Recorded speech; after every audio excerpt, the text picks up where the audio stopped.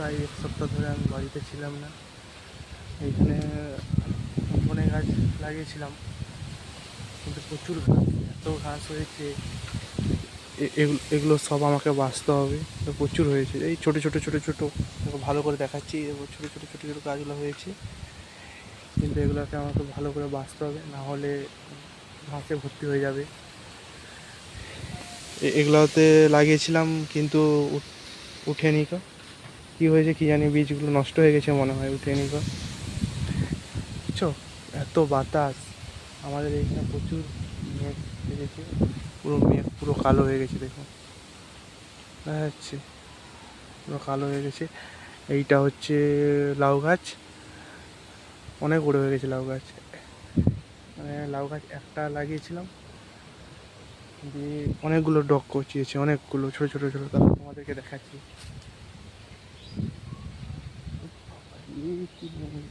এই দেখো, ছোটো ছোটো ছোটো ছোটো অনেকগুলো, এই দেখো, এই যে একটা ডগ কচাচ্ছে, এটা হচ্ছে ডগ কচাচ্ছে। একটাই গাছ থেকে, এইখানে একটা গাছ আছে, একটা গাছ থেকে কতগুলো ডগ কচিয়েছে দেখো। এখন এগুলো প্রচুর দাম, মানে আমাদের গ্রামের দিকে প্রচুর পাওয়া যায়, শহর বাড়িতে থাকে, কিন্তু ওই শহর বাজারের দিকে থাকলে না এগুলো প্রচুর দাম আর কি। আর এই ধনে পাতাগুলো রেখেছিলাম এখানে, কী বলবো, তেঁতুল গাছ আছে বলে ওই জন্য উপরটা নেট টেট দিয়ে একদম ইয়ে করে দিচ্ছি, যাতে তেঁতুল গাছের যে ফুলগুলো আছে ওই ফুলগুলো পরে আর কি। এই জায়গাগুলো কতগুলো পরিষ্কার করে দিয়েছিলাম সব বৃষ্টিতে। এখন তো কী বলবো, এখন এমন সিজন, আর সব রকম গাছে পাতা ভর্তি হয়ে যায়, ঘাস পাতা হ্যান ত্যান, দেখো এগুলো পরিষ্কার করেছিলাম, কিন্তু গাছ হয়ে গেছে এই দেখো ছোটো ছোটো। না হলে তো এইখানে এইখানে এটা পুরোটা পরিষ্কার ছিল, এখান থেকে এটা পরিষ্কার ছিল, করবো আবার পরিষ্কার করতে হবে। এটা আম গাছ ছিল, এখানে আম গাছগুলো কোথায়, গাছগুলো আছে কিন্তু আমগুলো যে কোথায় কী জানি, সব মনে হয় ঝড়ে পড়ে গেছে, কেউ কুড়ে নিয়ে চলে গেছে।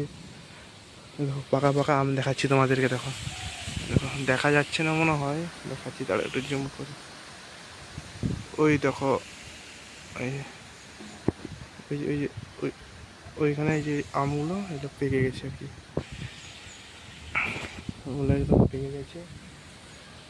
আমাদের আম গাছ আছে একটা, দুটো, তিনটে চারটে গাছ আছে, তার মধ্যে আম হয়েছে তোমার একটা গাছে, আর এই গাছটা একটা হয়েছিল, কিন্তু এখন আর দেখতে পাইনি, কোথায় ঝড়ে পড়ে গেছে। কারণ এইটা তো এমন সময় না, প্রচুর ঝড় বৃষ্টি হ্যান ত্যান হয়, থাকে না। কিন্তু আমাকে আমাকে এগুলোকে আগে করতে হবে, সব কিছু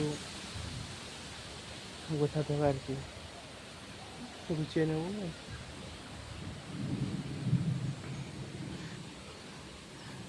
বাঁশ বাগান, একটা জিনিস কি, ওই শহর বাজারের দিকে অত সব দেখা যায় না গাছপালার, ওই বাঁশ বাগান, এগুলো হচ্ছে গ্রামের দিকে বেশি জায়গা দেখা যায়। গ্রামের দিকে প্রচুর বাঁশ গাছ থাকে। শহর বাজারে যাবে কিনতে গেলে প্রচুর টাকা লাগবে। আর গ্রামগঞ্জে এইখানে যাবে, আমার বাড়িতে আছে এরকম, সবার বাড়িতেই আছে, একটা বাঁশ মাখতে গেলে কিছু বলবে না, দিয়ে দে। আর শহর বাজারে কারো ঘরে যদি বাঁশ আনতে যায় তাহলে বলবে টাকা লাগবে মিনিমাম। এখন যারা আমাদের এখানে বাঁশ নিতে আসে, কিনতে আসে, এখন বাঁশ কিনতে গেলেই 150 200 এরকম চলে যায়, যে এরকম বাঁশ একটু বাঁশ ভালো হলে, একটু মোটা হলে তাদের দাম বেশি আছে। এই ছোটো ছোটো বাঁশ ওরা 100 150 200, ওই যেরকম। বৃষ্টি পড়া শুরু হয়ে গেছে, এই ছোটো ছোটো মানে হালকা হালকা বৃষ্টি পড়ছে আর কি। বাতাস তো প্রচুর দিচ্ছিল, এখনও বাতাস আছে, কিন্তু এই বৃষ্টি পড়া এখনই শুরু হয়েছে আর কি। বৃষ্টি হোক, এখন যে গরম, যাই হোক বৃষ্টি হলে যাই হোক ওয়েদারটা ঠান্ডা, এখন বেশ ঠান্ডা ঠান্ডা লাগছে। না হলে আর কি, মানে এত গরমে কেউ থাকতেই পারে না। এই সব আমাদের এই দেখো ছোটো ছোটো গরিব বাড়ি, এলবেস্টারের ঘর, প্রচুর গরম। মানে দিনের বেলা যাই হোক একটু ঠান্ডা থাকে, মানে বিকেল মানে 2টা থেকে এত গরম হয়, মানে রাত্রি 12টা পর্যন্ত থাকা যায় না, এত গরম হয়। কী করবো, থাকতে হবে। যাই হোক, এটা তোমরা জানো কী গাছ, হয়তো জানো, এটা পান গাছ। এই দেখো আম গাছটা, এই আম গাছটায় প্রচুর মিষ্টি আম হয় আমাদের, প্রচুর মিষ্টি। এইটা হচ্ছে আমাদের বাড়ি, এই যে আমাদের গরিব বাড়ি।